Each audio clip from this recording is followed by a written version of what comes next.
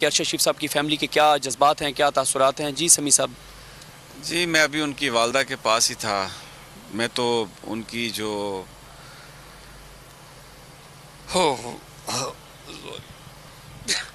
آپ نے دیکھا سمیع ابراہیم صاحب جو ان کے جذبات ہیں وہ بات نہیں کر پا رہے اور اشکبار ہیں، اور ظاہر ہے جب وہ ایک ماں سے مل کر آئیں گے اور پھر سمیع ابراہیم صاحب کی جتنی قربت تھی ارشد شریف صاحب کے ساتھ اس پوری جنگ میں، ان پورے حالات میں سمیع ابراہیم صاحب جو ہے وہ ارشد شریف صاحب کے ساتھ تھے، اور آپ نے جذبات دیکھے۔ سمیع ابراہیم صاحب مل کے آئے ان کی والدہ سے اور بات نہیں کر پا رہے، تو آپ اندازہ لگائیں کہ اگر سمیع ابراہیم صاحب کے یہ جذبات ہیں تو اس ماں پر کیا گزر رہی ہوگی، ان کی فیملی پر جو ہے وہ کیا گزر رہی ہوگی۔ سمیع صاحب بڑے بڑے حوصلے میں ہیں، ہمیں حوصلہ دے رہی ہیں۔ میں بہادر ماں، تو میں سوچ رہا تھا کہ واقعی ارشد شریف ایسی بہادر ماں کا بیٹا ہی ہو سکتا ہے، اور دلاسا دے رہی تھیں۔ اور ابھی بس ایک میری درخواست ہے، بڑی ہاتھ باندھ کر اپیل کرتے ہیں چیف جسٹس آف پاکستان سے کہ خدا کے لیے اس کی جو میت ہے وہ ہمیں منگوا دیں۔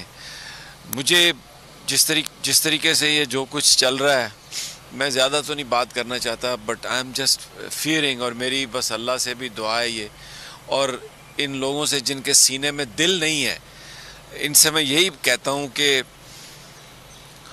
اس ماں کی تسلی ہو جائے گی اگر وہ اپنے بچے کی میت کو دے۔ مجھے نہیں پتا وہ دیکھنے کے بھی قابل پتہ نہیں کیا کیا ہوگا ظالموں نے، کہاں پہ کیسے، کیونکہ وہ جس طریقے سے بتایا جا رہا ہے کہ سنائپر دور سے رائفل سے کو فائر ہوا ہے، اور وہ فرنٹ سیٹ پر تھے گاڑی پہ، نیروبی سے 1.5-2 گھنٹے کی مسافت پہ واپس آ رہے تھے، صبح گئے تھے اور در بدر پھر رہے تھے اپنی جان بچانے کے لیے۔ تو جن لوگوں نے یہاں پر زندگیاں تنگ کی ہیں، اس دھرتی کو تنگ کیا، ان سے کوئی پوچھے گا کبھی یار کہ چلیں آپ اختلاف پکڑ کے جیل میں ڈال دیں یار، وہاں پہ ماریں جو کرنا ہے؟ مطلب آپ اس طرح مار رہے ہیں لوگوں کو، اور ایک فوجی خاندان ہے، شہید ہے بھائی، والد نے ساری زندگی فوج کے لیے دی۔ آئی ایم جسٹ اسپیچ لیس۔ مطلب آپ کیا بیان کر سکتے ہیں؟ یعنی یہ ملک کس لیے حاصل کیا گیا تھا، کیا سوچتا ہے انسان؟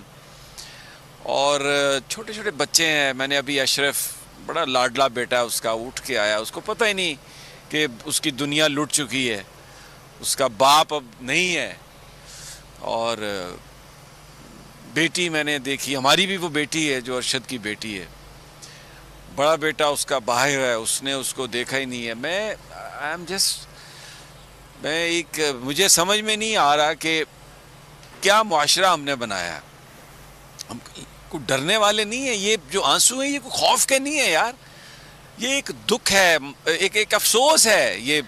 یہ تو ہم لڑیں گے پورے، کوئی ڈرنے والے نہیں ہیں، کوئی اس طریقے سے ہمیں کوئی چپ کرا سکتے ہیں؟ یہ جو تو پھر سارے سروں کو کاٹنا ہوگا، کاٹ دیں، ادھر کوئی پرواہ نہیں ہے۔ لیکن ایک ہنستا بستا گھر آپ نے اجاڑ دیا، ایک ماں کو آپ دیکھیں اس کی حالت کیا ہے، لیکن اس کی آنکھوں میں آنسو ہیں، لیکن اس کی آواز جو ہے وہ بڑی سٹرونگ ہے۔